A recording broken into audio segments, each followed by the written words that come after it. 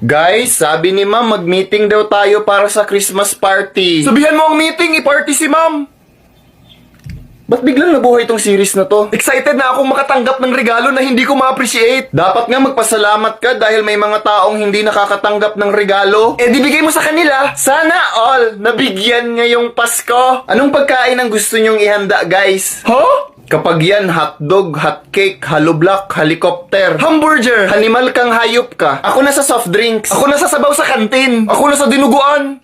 Lahat ba kumakain ng dinuguan? Sana all kinakain kahit duguan. Guys, anong games gusto nyo? Gusto ko yung hindi nang iiwan. Para walang nasasaktan.